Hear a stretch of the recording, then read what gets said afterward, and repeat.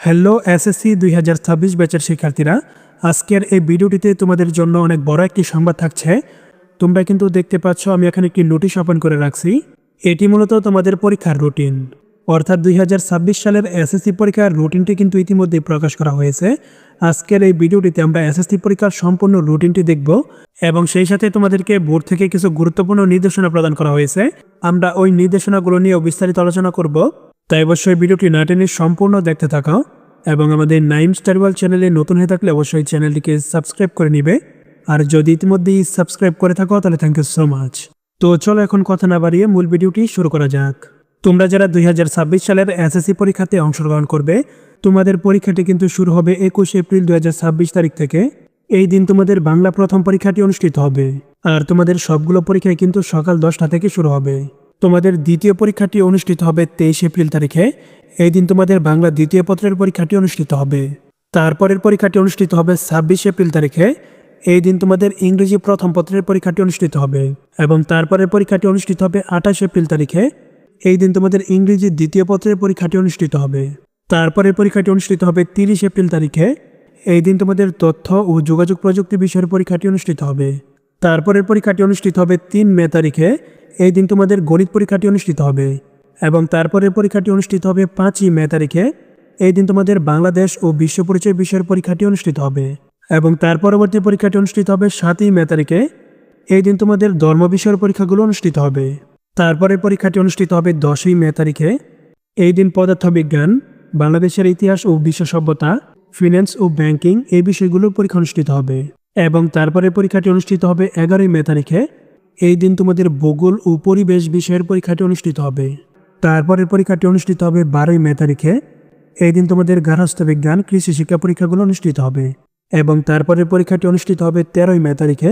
এই দিন তোমাদের হিসাব বিজ্ঞান বিষয়ের পরীক্ষাটি অনুষ্ঠিত হবে এবং তার পরবর্তী পরীক্ষাটি অনুষ্ঠিত হবে 14ই মে তারিখে।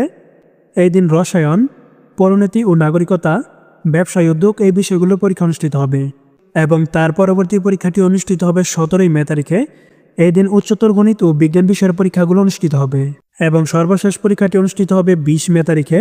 এই দিন তোমাদের জীববিজ্ঞান ও অর্থনীতি বিষয়ের পরীক্ষাগুলো অনুষ্ঠিত হবে এবং এই পরীক্ষাটির মধ্য দিয়ে তোমাদের তত্ত্বীয় অংশের পরীক্ষা শেষ হবে। তারপর কিন্তু তোমাদের ব্যবহারিক পরীক্ষাগুলো শুরু হবে। ব্যবহারিক পরীক্ষাগুলো জুনের 7 তারিখ থেকে শুরু হয়ে জুনের 14 তারিখ পর্যন্ত চলমান থাকবে। এই গেল তোমাদের এসএসসি পরীক্ষার রুটিন। তারপর নিচে দেখো তোমাদের জন্য বেশ কয়েকটি গুরুত্বপূর্ণ নির্দেশনা প্রদান করা হয়েছে, যেগুলো তোমাদের কিন্তু মেনে চলা বাধ্যতামূলক। এখানে 15টি নির্দেশনা প্রদান করা হয়েছে। এগুলোর মধ্যে থেকে যেগুলো শুধুমাত্র তোমাদের জন্য গুরুত্বপূর্ণ, আমরা শুধুমাত্র ওগুলো নিয়েই আলোচনা করব। প্রথম নিয়মটি হচ্ছে তোমাদেরকে অবশ্যই পরীক্ষা শুরুর অন্তত 30 মিনিট পূর্বে পরীক্ষার কেন্দ্রে প্রবেশ করে তোমার আসনটি গ্রহণ করতে হবে। তারপর দ্বিতীয় নম্বর হচ্ছে প্রশ্নপত্রে উল্লেখিত সময় অনুযায়ী পরীক্ষাগুলো অনুষ্ঠিত হবে। তারপর 3 নম্বরে দেখো বলা আছে তোমাদের যে সকল বিষয়ের এমসিকিউ পরীক্ষা আছে ওইগুলোর ক্ষেত্রে প্রথমে এমসিকিউ পরীক্ষাগুলো অনুষ্ঠিত হবে এবং তারপর কিন্তু সৃজনশীল পরীক্ষাগুলো অনুষ্ঠিত হবে এবং উভয় পরীক্ষার মাঝে কিন্তু কোনো প্রকার বিরতি থাকবে না। তারপর 6 নম্বরে দেখো গুরুত্বপূর্ণ একটি বিষয় বলা আছে তোমরা অবশ্যই তোমার উত্তরপত্রের ওএমআর শিটে সঠিকভাবে তোমার এসএসসির রুল, রেজিস্ট্রেশন নং এবং বিষয়টি লিখবে এবং লেখা শেষ হলে সঠিক গড়গুলো তোমরা ভরাট করে দিবে। এবং 7 নম্বরে দেখো বলা আছে তোমাদেরকে সৃজনশীল, এমসিকিউ এবং ব্যবহারিকে কিন্তু আলাদা আলাদাভাবে পাশ করতে হবে। তারপর দেখো 10 নম্বরে বলা আছে তোমরা শিক্ষা বোর্ড অনুমোদিত ক্যালকুলেটরগুলো ব্যবহার করতে পারবে। শিক্ষা বোর্ড অনুমোদিত ক্যালকুলেটর কোনগুলো সেটি নিয়ে কিন্তু আমাদের চ্যানেলে ভিডিও আপলোড করা আছে, তোমরা ওই ভিডিওটা দেখে নিও। তারপর 11 নম্বরে দেখো বলা আছে কেন্দ্র সচিব ব্যতীত অন্য কোনো ব্যক্তি কিন্তু পরীক্ষার কেন্দ্রে মোবাইল ফোন ব্যবহার করতে পারবে না। কোনো শিক্ষার্থীও কিন্তু মোবাইল ফোন, ডিজিটাল ঘড়ি এসব কিন্তু পরীক্ষার কেন্দ্রে ব্যবহার করতে পারবে না। সময় দেখার জন্য তোমরা অ্যানালগ ঘড়িগুলো ব্যবহার করতে পারবে। মোটামুটি এই কয়েকটি নিয়মই তোমাদের জন্য গুরুত্বপূর্ণ ছিল এবং বাকি নিয়মগুলোও তোমরা এখান থেকে দেখে নাও। আজকের মতো এখানেই বিদায় নিচ্ছি।